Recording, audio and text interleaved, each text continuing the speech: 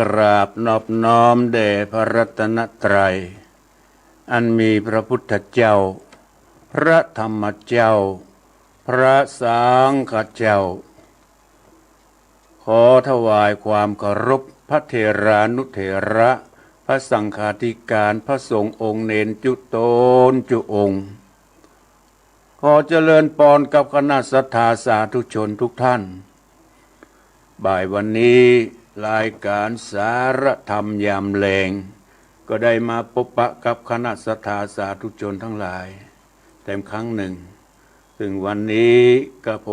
มอาตมาภาพพระครูสังวรศิราภิรักษ์ได้นำเอารายการมาพบปะกับศรัทธาสาธุชนทั้งหลายซึ่งรายการนี้ควบคุมดูแลโดยท่านพระครูอภิวัฒนบิกลมได้จัดมาเสนอคือกับพระออกศรัทธาญาติโยมทั้งหลายในฤดูกลางพรรษานี้เพื่อคือพระออกศรัทธาญาติโยมได้รับฟังบางวัดบางวาก็ได้ไปวัดไปวาบางวัดก็บ่ได้ไปวัดก็อยู่ที่บ้านฟังได้ตลอดนะพระออกศรัทธาวันจันทร์ถึงวันศุกร์ฟังได้2 ชั่วโมงตั้งแต่บ่าย 3จนถึงบ่าย5 โมงวันนี้มีการคัดข้องกันนิดหน่อยนะพระออกศรัทธาเชื่อมกันบักให้ติดเป็นโดยเหตุใดก็มโหสถกว่าจะเชื่อมได้ก็ผ่านไปแล้วก็10 กว่านาทีเป็นอย่างเนาะพระออกศรัทธายังได้มากันอยู่ตั้งท่านพระครูอภิวัฒนบิกลมผู้อำนวยการขึ้นสีขาวก็พยายามเชื่อมจนกว่าจะได้เชื่อมติดต่อทางวัดสายมูลได้วันนี้อาตมาได้นำเอารายการสารธรรมยามแลงมาพบปะกับคณะศรัทธาสาธุชนทั้งหลายก่อนอื่นต้องขอบคุณอนุโมทนา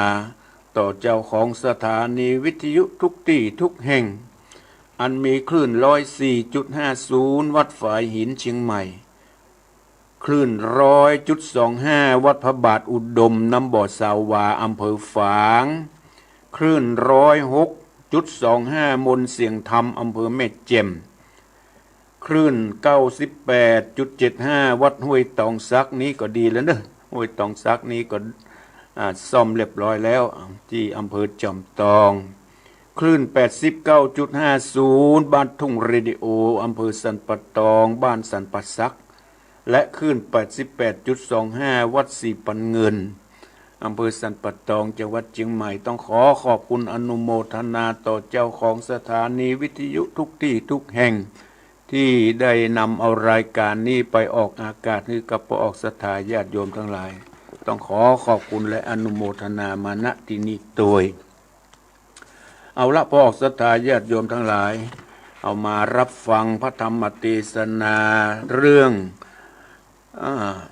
นางนวลคำตอนที่แล้วนั่นนะตอนที่แล้วหลังจากที่นอโพธิสัตว์เจ้าคือตสวรกุมารได้ขอ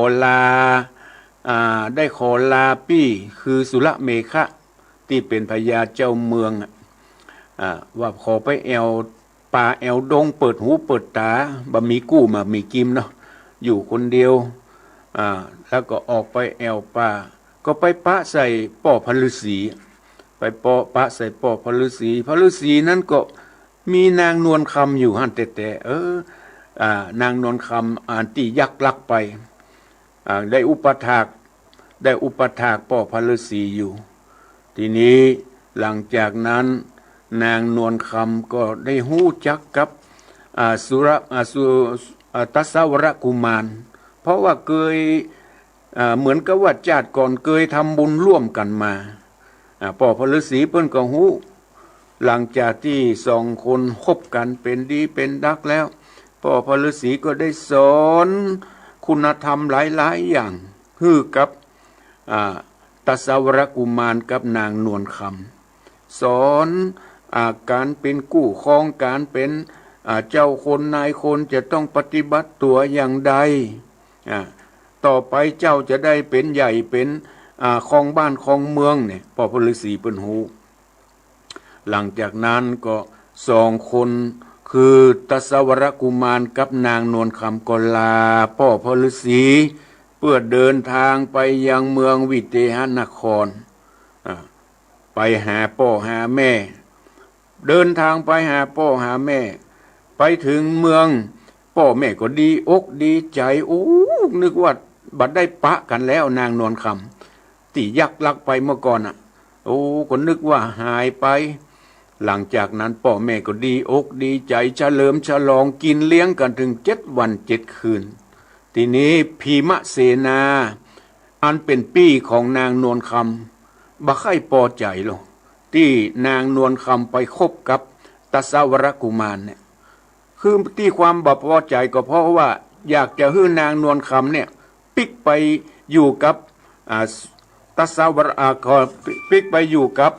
พญาเจ้าเมืองที่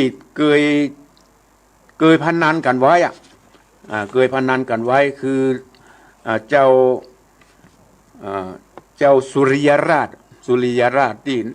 มันแก่กว่าป้อมซ้ำสุริยราชเป็นคนบัดดีมางามพิมะเสนาก็ค่อยฮื้อได้เอาไปฮื้อสุริยราชทีนี้นางนวลคำจะยอมหรือไม่ที่จะจากตัสสาวรกุมารไปก็ให้ติดตามรับฟังพวกที่10ละวันนี้เป็นพวกที่10เพราะว่าเขาแล้วเตะ2ผูกตัวกัน2 ชั่วโมง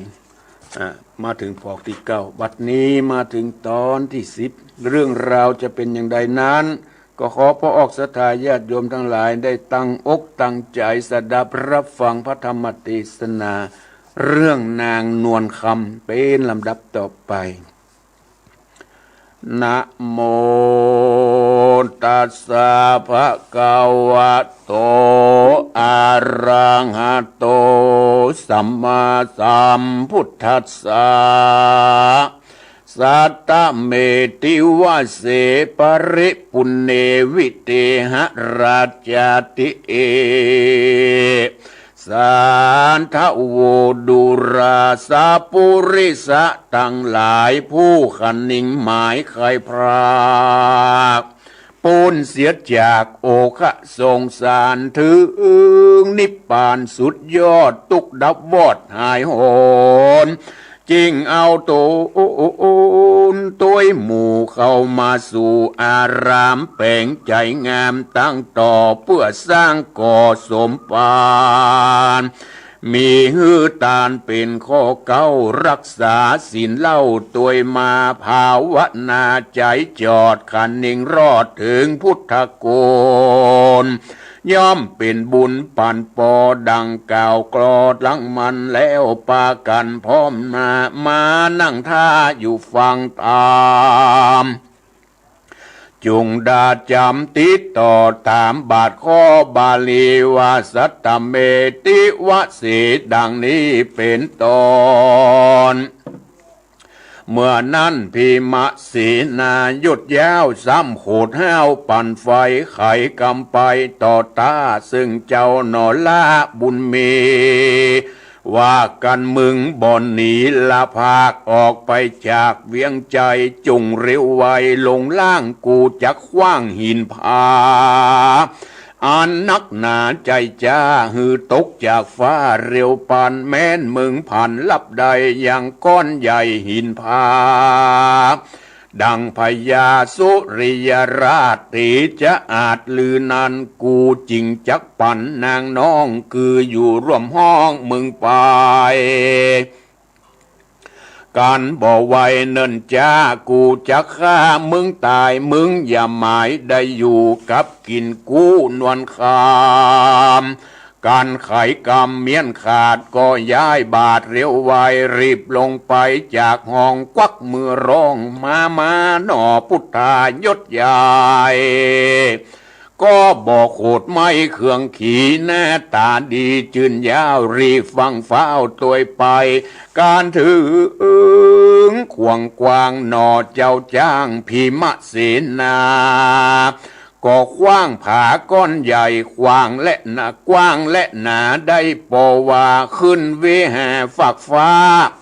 ปอมเมฆฟ้าไปบนก้อนหินหนไววาดออกจากอากาศลงมาหนอพุทธาตนเอกอ่างบ่อถอยห่างพระหนีซ้ำยินดีจื่นสู้โหขึ้นสู่เวหารับเอาหินผาก้อนใหญ่อมหอบไว้อุ้มหอบไว้กับตนลงจากบนบอดจ้าวางต่อหน้าเรียวปันมันก็กำผันไว้วาดขว้างขึ้นบนอากาศหลายตีเจ้าบุญมียศใหญ่ก็รับได้หลายหนจุ้มหมู่คนโห่ร้องสนั่นก้องนันเนืองมันซ้ำเครื่องโคดใหญ่ดังไฟไหม้รอมคาว่ามึงนี่นาหยาบจ้าแม้นยักษ์ป่าทะแลงเป็นหรือผีดงเย็นอยากไล่จักมาไล่กินคนมันพัดมนควางดาบปอฉลาบสายตาหนอพุทธายศใหญ่ถอดดาบไว้บัดเดียวต่างคนเรียวฟันฟาดไผ่บ่อาจฟันไผ่ดาบคมใสถูกดาบแสงว่าวาบต่อตาเสียงดังมาทิ้งทองสนั่นกองสองโหจมคนดูอยู่ไกลเหือไหลในตังคิงเจ้าบุญปิงนอลาบ่หวังจะฆ่ามันตายเต้าจักหมายโดยดาบเหือเลือดอาบกายาตั้งสองขาเลวรันสองเขาแกว่นเสมอการไผ่บ่ฟันไผ่ใดตาวันใกล้ลงแรงเจ้าจอมแปลงตนอุ้งอาจกำดาบฟาดเร็วไวดาบคมใสดำแก้วก็หลุดแล้วเสียมือตนบุญลือบอดจ้าลบดาบก้าเร็วปานเต้นพัดผ่านเข้าไกลกำค้อนไม่ได้บัดเดียวแล้วบิดเหลียวบัดวาดหุ่นเอาหาดพิมเสนา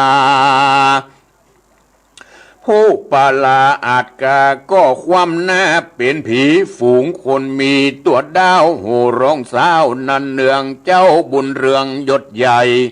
บังเกิดได้ขุนนาจริงตกยาเข้าใส่มันก็ลุกได้บัดเดี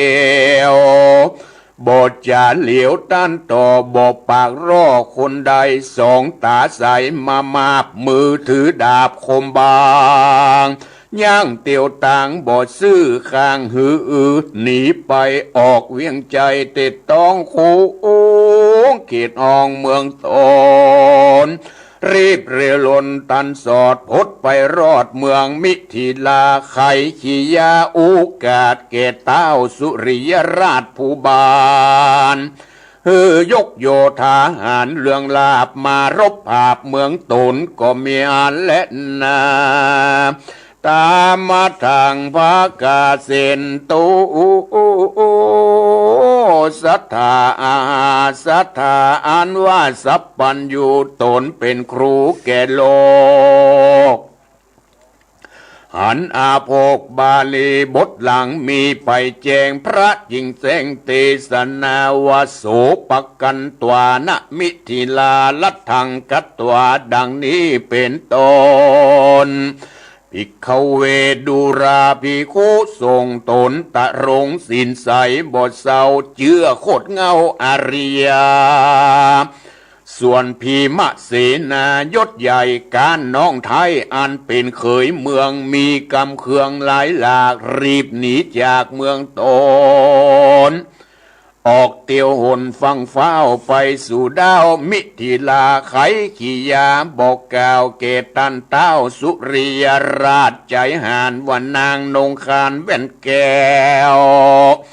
งามเลิศแล้วนวลคำอันยักษ์ดงดำหยาบจ้ามากุ้มกว่าป่าไปตูกดงไผ่ป่าไม้บัดนี้ได้ปิกขึ้นมากลับมาณวัดใจหนุ่มสีนาจุ่มมีวันอยู่ตัวกันบอกขาดในภาษาผางกามันนันนาใจจ้าตีจะกล้าเรื่องไรบ่มีไปผับใดข้ามอนไทยนำนาจริงจักมาบอกกล่าวให้รู้ข่าวตามเมแม้นเจ้าปุรียศใหญ่ยังกึดไขว่ถึงนางบอดใจจางเยืองเบื่ออย่ารังเรือนานไปจุงเร็วไวอย่าจ้ายกพวกกาโยธา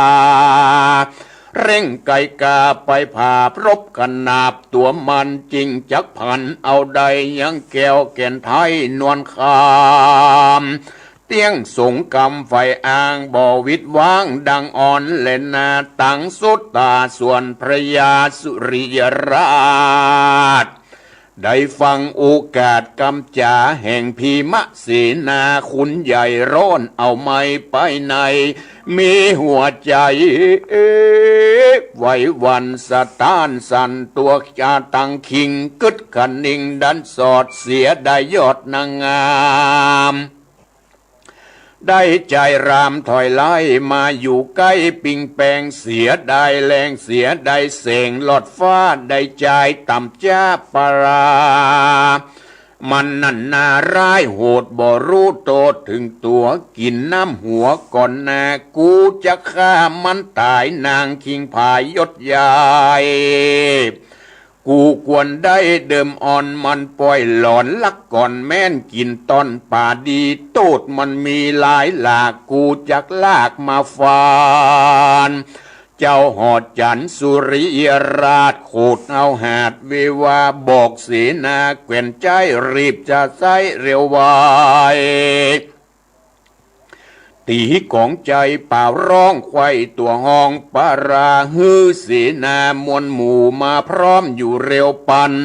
เสนายันรีบหาวตีกองเป่าพับเมืองโยธาเรืองน้อยใหญ่หูแจงควายสัญญา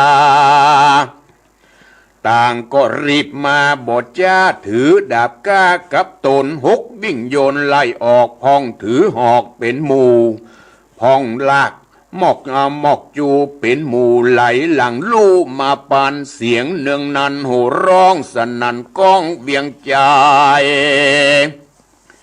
ยืนใหญ่ๆเป็นตาฟังเจ้าฟ้าไข่กำก็มีหันเล่นนากันสีนาน้อยใหญ่มาพร้อมควายบัวระมวลกาละกวนมารอดเต้าเจ้ายอดใจหานก็มีราชองค์การบอกกล่าวฮือหูข่าวขียาวว่าดูราศีนาหารหักเอาบัดนี้นอเต้าวิเตหราชาคือพีมะเสนาขุนใหญ่ปีนางนาไทยนวลคามได้นำกรรมมาบอกมากล่าวฮือรู้ข่าวตามมีว่าสายสรีน้องลาปอกมาจากแดนดงได้ยักพงมาเป็นกู้เข้ามาอยู่หอคำฤทธิ์ที่นำวิเศษทะแรงเป็ดเป็นคนจุมลิปนภัยน้อยต่างก็ต่ำก้อยมองขี้ใจบดดีมนเศร้าย้อนยักเข้ามาเมืองเต้าบุญเรืองตนปอ แห่งนางนอโสภาจิงฮื้มพีมะเสนาลูกเต้ามาปอกเล่าไข่ปันขอเราเปลวปันด่วนหาวไปสู่ดาวปุรีช่วยรบผียักษ์ร้ายมันย้ายเสียเมืองเอายังนางบุญเรืองงามอาจมาเป็นราชใจยาสู่จุงดาอย่าจ้าพร้อมหน้าจุกประการโยทหารจูผู้มีถึงหอกดาบคู่กับตนจ้างมงคลขายแก้วมาแต่งแล้วอ่านคำรถเกวียนนำยาขาดตั้งหมอกนาดปืนยาแล้วรีบมาอย่าจ้าตัวกูกว่าบัดเดียวกันวัดดาแต่งแล้วยังพวกแก้วคนหารเต้าผู้บานสุริยราชก็ยัวเรยาดเร็วไวขี่จ้างใจตัวหัดหาวกาปีบ่าวพีมะเสนานำโยธามวลมากออกไปจากปุรีโยธามีหลายหมื่นเกือบเกยรับรื่นสงครามบอกกิ่งขามรบภาพถือหอกดาบกับตนไปซะสนซาซาดไปบอกขาดเป็นสายจ้างปังปายร้องแสนมาเห็นเนืองนั้นฝุ่นเป็นควันมืดกุมตั้งแต่ลุ่มถึงบนจุมริปนโห่ร้องสนั่นกองแดนกายแกว่งตุงใจก่อนนาลีปนกว่าตัวหลังพุ่มยาปังกันเหลียวแหลกไม่น้อยแตกเป็นพองไม้เด่นดงเถื่อนทองล่มเป็นจ้องกองตางเจ้าหอขวางสุริยราชกับขุนหาวหาดพิมะเสนานำโยธาทัพใหญ่ไปจะใจเร็วปันได้10 วันล่วงแล้วจริงไปรอดเมืองแก้ววิเตหนกรเต้าผู้ทอนสุริยราชก็โอกาสสัญญาว่าดูราศีนาเหยมวลโมสูจุงจอดอยู่เอาแรงนอกกำแพงเมืองใหญ่วังเวทไว้จุปายจอดใหญ่ๆทวนทีอย่าเว้นที่ต่างได้อย่าฮือไผเข้าออกกันกูบอกปุ๋งปันฮือปะกันตึงหมู่เขาผาบสู้เตจริงตั้งหมอดนักยิงหยัดจ้าหมู่หอกดาบคมบางจุงดาดางไว้ก่อนอย่าฮือหย่อนไปใดเจ้าหอใจสุริยราชกันโอกาสสัญญาแก่โยธาเมียนควายก็รีบใส่ลายสารถึงหน่อโพธิญาณบุญกว้างอันอยู่สร้างไปในวัดดุราใจจังไรถอยไล่บัดนี้เต้าไทยสุริยราชราชาได้ยกโยธามามวลหมู่มาเวทอยู่จุกรรมจุปายมึงเตียงตายมุ้ยมอดบอดได้กอดนางนวลคำแม่นจักดำดินแลนลอดใต้แผ่นปัตถาพีแม่นจักหนีขึ้นฟ้าปอมไม่ฟ้าไปบุญกูก็จะคนองค์อาจจักฟื้นฟาดตรงตกลงมา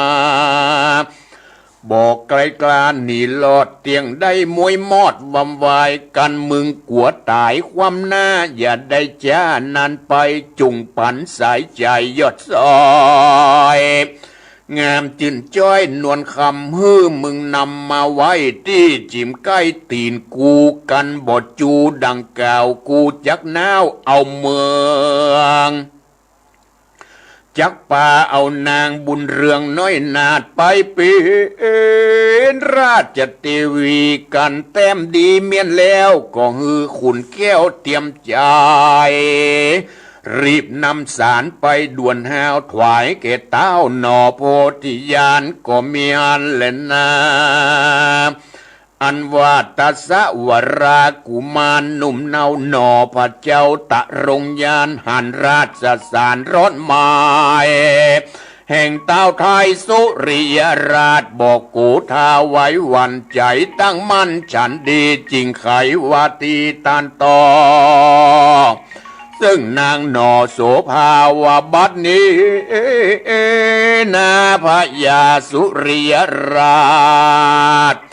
ฤทธิ์ที่อาจเหลือคนยกหลีปนมักเต้ามาเวทเฝ้าจุกรรมจุปายย้อนใจหมายใครใดยังแก้วแก่นไทยบุญเรือง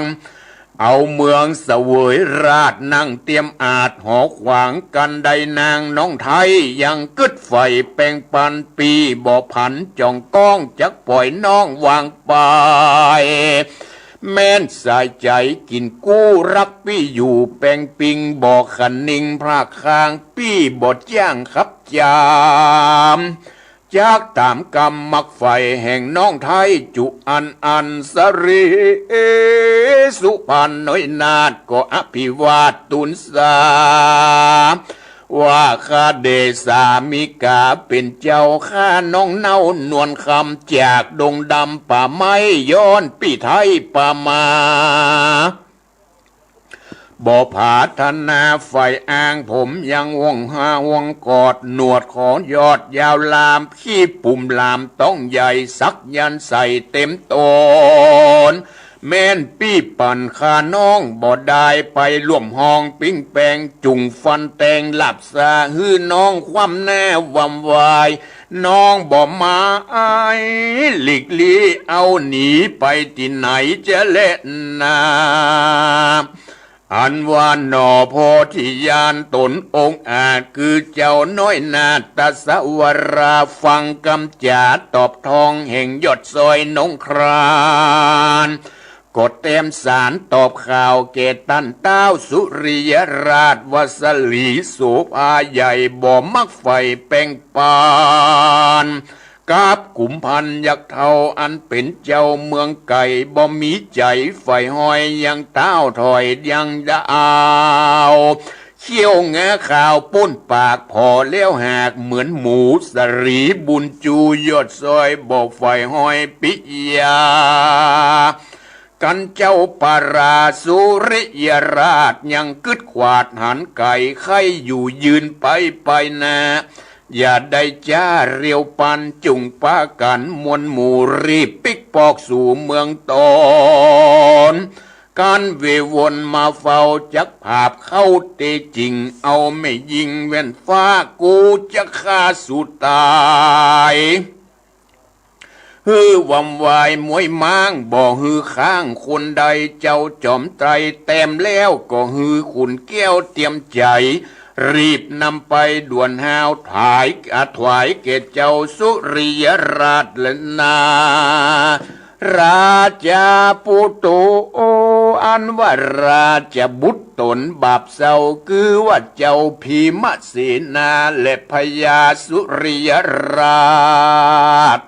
ฤทธิอาจเหลือคนฟังอนุสนตอบถอยแห่งหน่อยอยสอดสุขุนธรรมกูดอาดำเกิดตองในแห่งห้องหอระไทยเป็นดังไฟเอาไม้ร้อนร้ายไข้ตั้งตัวบอกกึดกัวต่างบาปใจกาหยาปาลามีตันหาลำมอกร้องเอื่นบอกเร็วไวโยธาในมวลหมู่เข้าผาบสู้เตจริงว่าสู้จุงยิงอย่าขาดตั้งหมอกนาดปืนไฟยิงเข้าไปจะใจไฟไหม้ตั้งเมืองโยธาเรืองดาบกาจุงอยู่ทาดาฟันจ้างเมามันตัวใหญ่ใส่ประตูสูอย่าจูด้วยง่ายอย่าได้ป้ายละเนเจ้าปุรีสุริยราชกับขุนหาวหาดพีมเสนาก่อนนำโยธากายาบเข้ารบผาบเต็มเมืองนั้นเนืองมีกองเกิดควายห้องเวียงใจเสียงปืนใบมะมอกนาดดังบอกขาดเป็นสายควันไฟลายมืดกุมปกปอกหุมไปบนจุมริปนหอกดาบเต้นผาผาบดาฟันจ้างเมามันร้องเซนมาเต้นเล่นนันเนืองจุมเจ้าเมืองไผ่น้อยเล่นเป็นถ้อยเป็นสายตังยิ่งใจมวลหมู่เล่นกันสัดสู่สัดซอนก็เล่า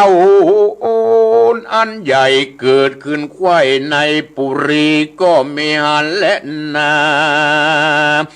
นิทิตังขียาสังวันนาวิเศษจะห้องเหตุยังนางนวลคำผูกทวนซีบก็บังโคมสมเรศดีพระธรรมเทศนาเรื่องนางนวลค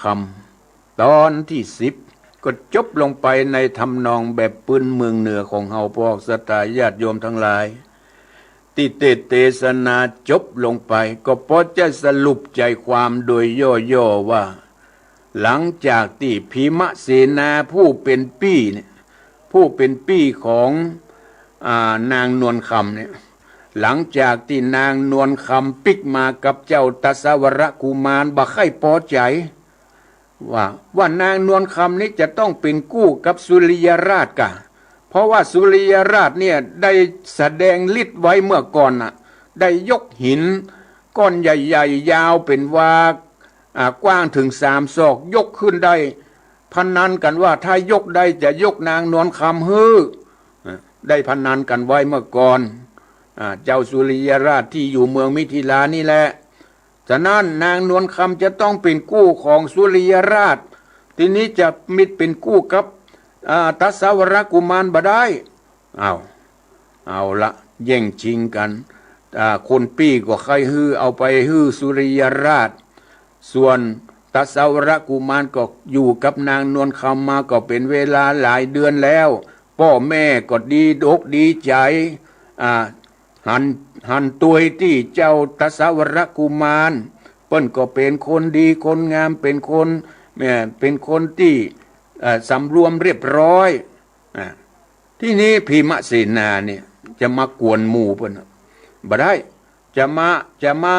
ตู้เอาบ่ได้เพราะว่านางนวลคำนี่จะเป็นกู้ของเจ้าสุริยราชแล้วเจ้าพีมเสนาลุกขึ้นเถียงยันได้ก็บับแป้เปิ้นหนีออกไปล่ะหนีออกเอาว่าพนันกันให้มั้งพนันว่าเมื่อเจ้าต้องการนางนวลคำแต่ก็เอาลองพนันกัน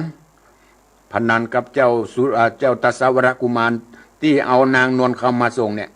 ถ้าเจ้ายกหินขึ้นได้นะเหมือนกับสุริยราชเมื่อก่อนนั้นข้าก็จะยกขึ้นเหมือนกันพนันกันพีมเสนาพนันกับเจ้าตสาวรกุมารนอโพธิสัตว์เจ้ายกขึ้นกี่ครั้งคว้างไปตสาวรกุมารก็รับได้ทุกครั้งบ่ยอมกันได้ทุกอย่างตามที่เจ้าพีมเสนาพนันฮือแต่แสดงฤทธิ์แต่หัวเมื่อบ่ฮู้จะเยะอย่างใดพีมเสนาก็หนีออกไปล่ะหนีวิ่งออกไปเพื่อไปเมืองมิถิลาพุ่นไปบอกแกเจ้าสุริยราชว่าเดี๋ยวนี้นางนวลคำได้ปิกมาแล้วแล้วก็มีชายหนุ่มปิกมาคงจะเป็นยักษ์อีหรอหาว่าคงเป็นยักษ์มาสงสัยจะเป็นยักษ์ตัวมาหนอโพธิสัตว์เจ้ามันสงสัยว่าเป็นยักษ์ฮือเจ้าสุริยราชเนี่ยถ้ายังมีใจรักยังนางนวลคำอยู่ฮือได้ยกโยธาไปยกทัพไปชิงเอานางนวลคำทีนี้เมื่อเจ้าพีมเสนาเนี่ยเหมือนกับว่าไปเอาศึก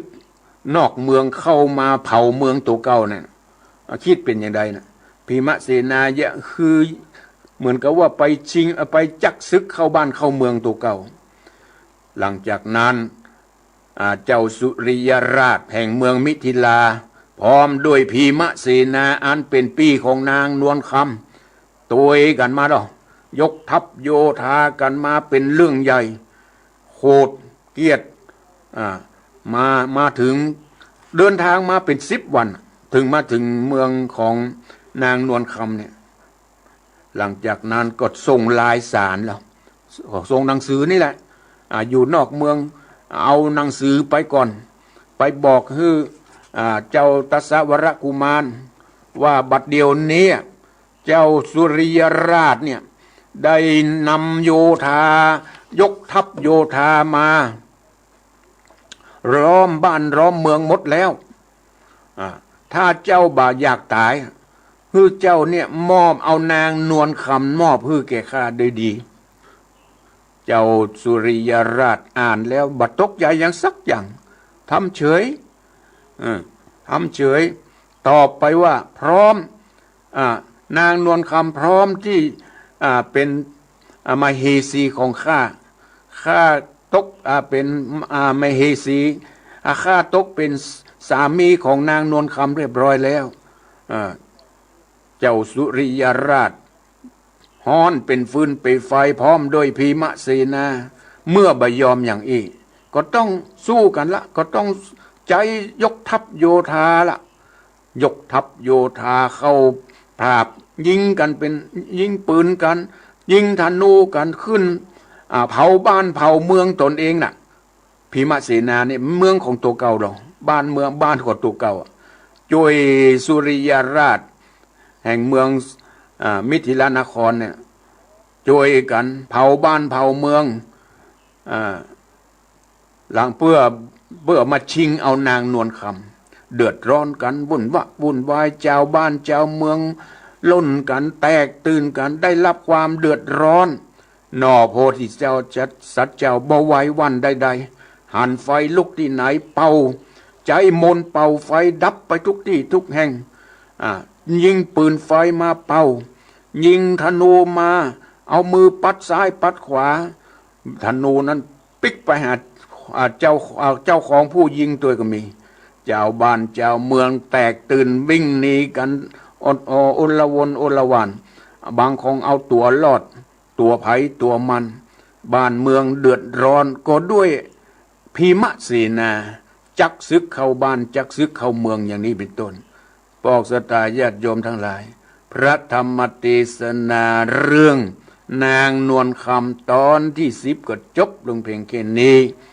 นางนวลคำจะตกเป็นเป็นกู้ของเจ้าสุริยราชหรือไม่ก็ติดตามรับฟังในผูกต่อไปในตอนต่อไปในโอกาสหน้าดังนั้นในวันนี้เวลาที่เรือนี้ไปจะโทรมามาจ๋ามาสนทนาแจ้งผลการรับฟังแจ้งมาที่0812812992นะพวกศรัทธาญาติโยมทั้งหลาย0812898992พีมะเสนานี่คงจะเป็นเทวทัตนะพวกศรัทธาญาติโยมทั้งหลายกวนบ้านกวนเมืองบ่ยอมทั้งที่เปิ้นก็ฮักกันแป้งกันแล้วยังมายังมาเสาะหาคนอื่นมาขวนมาคุยเรื่องแล้วก็ถือก็แล้วกันไปพญาสุริยราชเปิ้นก็เงียบก็ไปยักดักกันไปทั้งที่มันบัดใจกู้ใจกิมกันเจ้าสุริยราชเป็นคนแก่แก่หรือป้อของนางนวลคำจะโดยจำไปหน้าตาก็บังงามแล้วจะมาดึงมาฮื้อน้องตัวเก่าเนี่ยเจริญปอนครับสัตว์พระครูโอ้พ่อบนน้อยปันนึกว่าจะมาได้ฟังไงแล้วน่ากะมันเชื่อมกันอย่างใดแล้วมัน อินเทอร์เน็ตมันจะมาต่อสัก3ผู้ครับอินเทอร์เน็ตบอกรางวัลน่ะจบไปแล้วว่ะอินเทอร์เน็ตคัดข้องปักหลวมอย่างใดก็โมตั้งพุ่นก็วันก็จะได้ฟังใจเย็นๆป้าน้อยทำใจเย็นๆหน่อยทำใจเย็นๆหน่อยเนอะป้าน้อยสบายดีเนาะครับสบายดีครับสักเย็นดีเมืองฝางฝนตกก็ทั้งเมืองฝางมันฝนตกแล้วเจ้าเลยนี่แดดแล้วเจ้าก็ตกเหมือนกันเดี๋ยวนี้ก็แดดเหมือนกันเฮ้ยแล้วนี่ก็แดดเหมือนกันท่านพระครูเด้อไปสาครับผมขอบคุณป้าน้อยปันเด้อครับผมกลับไปพ่อน้อยบุญปัน มโนครบ้านเสาหินอำเภอฝางจังหวัดเชียงใหม่เจริญปอนอย่าไปสาเจ้าท่านพระครูฟังชัดเจนดีเนาะไม่หลวงเจ้าชัดเจนเจ้าได้สาระได้ประโยชน์ของน้องได้สาระจัดดีแล้วโอ้ขอบคุณมันยุ่แย่นั่นแหละมันยุแย่ปากบ่เป็นสุขอยู่บ่เป็นสุขแกว่งตีนหาน้ำอยู่หั่นน่ะเจ้าอยู่ดีมว่าดีเปิ้นอยู่แถวที่ไหนที่เบาล้นไปบอกกันจักซึกเข้าบ้านจักซึกเข้าเมืองตัวเก่าบันนึกถึงความเดือดร้อนของบ้านของเมืองเอาความชนะใจของตนเองเป็นใหญ่ขอบคุณแม่หลวงเด้อแล้วก็กำลังใจแล้วก็บุญรักษาแม่หลวงสายฝนจันทร์กุณะหนองผ้าขาวเจริญปอนโอ้อยู่ที่ไหนพ่อบุญมีเมืองกาญพ่อบุญมีเมินละมาโทรมาพ่อบุญมีเมืองกลางน้ำตกไม่กลางเนี่ยจอมตองเนี่ยสถานีเดี๋ยวนี้สถานีนี่แล้วเนาะมวยตองซักดีใส่ดีฟังชัดเจนดีเนาะฟังชัดเจนดีเนาะที่เมืองกลางน้ำตกไม่กลางชัดเจนดีพ่อบุญมีเหมือนนำมาโทมขอบคุณเด้อพ่อบุญมีเด้อเป็นคนสายมากเลยบุญรักษาอยู่ดีมีสุขปุ่นโทมมาจากน้ำตกแม่กลางจอมตองใกล้ๆสถานีนั่นแหละห้วยตองซักเจริญปอนเจ้ากับไพศาลเจ้าโทรมาจากไหน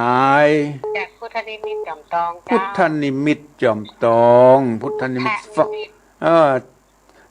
ชัดเจนดีเนาะ